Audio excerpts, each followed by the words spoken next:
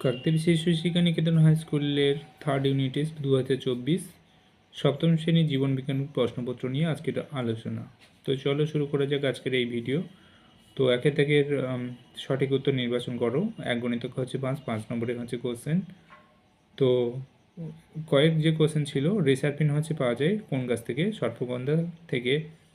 ক্ষয়ের দাগের CFL bulb তৈরি করতে কোন ধাতুর বাষ্প ব্যবহার করা হয়ে থাকে? সঠিক উত্তর পারদ। গয়ের দাগের কোশ্চেন, ডেঙ্গু রোগের জীবাণু বহন করে কে? মশা, এডিস মশা আমরা জানি।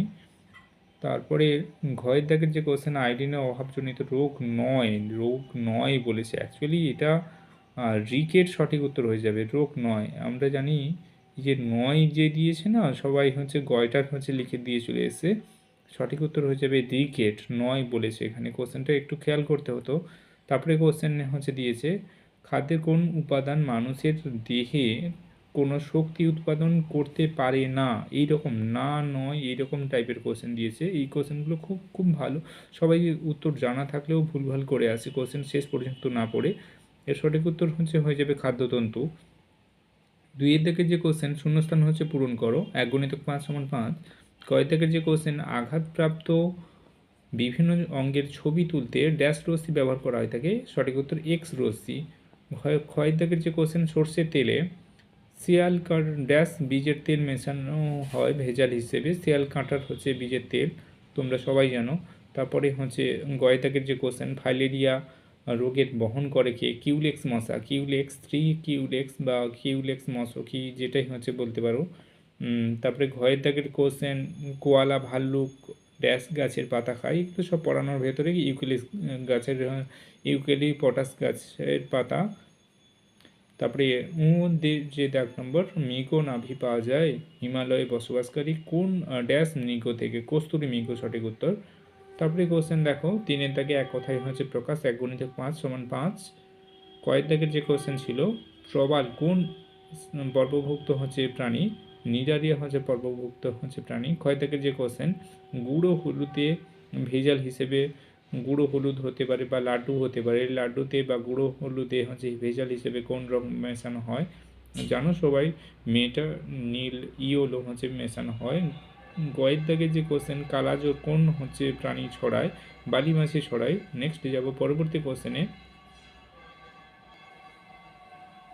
তারপরে দেখো, ঘয় থেকে যে কোশ্চেন, ভিটামিন সি এর অভাবে কী রোগ হয়? স্কারভি রোগ হয়। ওই যে মাড়ি থেকে রক্ত বেরোয়, এই সমস্ত ঘটনাগুলোকে স্কারভি রোগ বলে। তারপরে দাগে যে কোশ্চেন, স্বাভাবিক ওজনের ব্যক্তির বিএমআই হচ্ছে কত?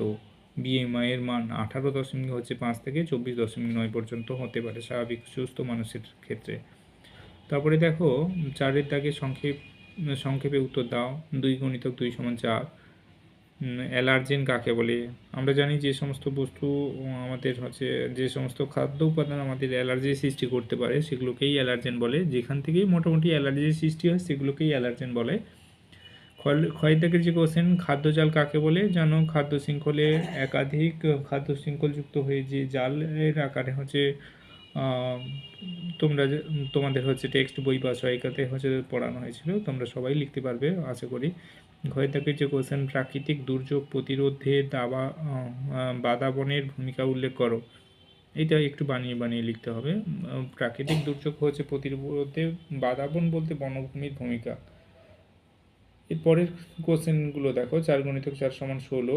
5-এর দাগে যথাযথ উত্তর দাও। এখানে কি দিয়েছে না, জীববৈচিত্র্য গুরুত্বপূর্ণ অঞ্চল বলতে কি বোঝো? না, ভারতের কয়েকটা জীববৈচিত্র্য গুরুত্বপূর্ণ অঞ্চল আছে। কয়টি? 4টি হবে সঠিক উত্তর। তাদের নাম লিখতে বলেছে। এই সমস্ত কোশ্চেনগুলো সবগুলো হচ্ছে পড়ানো।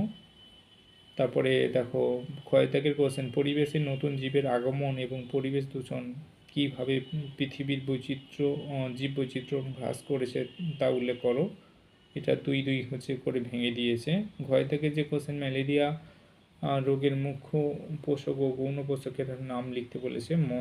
মশা দমনের উপায়গুলো, এগুলো হচ্ছে সব পড়ানো, মশা দমনের উপায়গুলো। ঘয় থেকে যে কোশ্চেন দেখো, যক্ষা রোগের লক্ষণ আর তার প্রতিকার দিয়েছে। এটাও হচ্ছে তোমরা জানো, যক্ষা রোগ হচ্ছে কী করে হয়। অনেক দিন ধরে কাশি থাকলে সেখান থেকে একটু যক্ষারোগের সৃষ্টি হয়। তারপরে জৈব বাহক ও যান্ত্রিক বাহক কাকে বলে, এগুলো সব পড়ানোর ভেতরে তোমাদের মাছি কীভাবে রোগ ছড়ায় তা লিখতে বলেছে। জয়তাকের যে কোশ্চেন, ড্রপসি রোগের কারণ লক্ষণ। আর ড্রপসি রোগ জানো তোমরা যে দীর্ঘদিন ধরে অব্যবহৃত তেল যদি আমরা খাই বা ভেজাল তেল আমরা খাদ্যবস্তু হিসেবে গ্রহণ করি বা খাওয়া হয়, সেখান থেকেই ড্রপসি রোগের সৃষ্টি হয়। কিন্তু গুছিয়ে উত্তরটা লিখতে হবে। তোমরা জানো ব্যাকটেরিয়ার উপকারী ভূমিকা।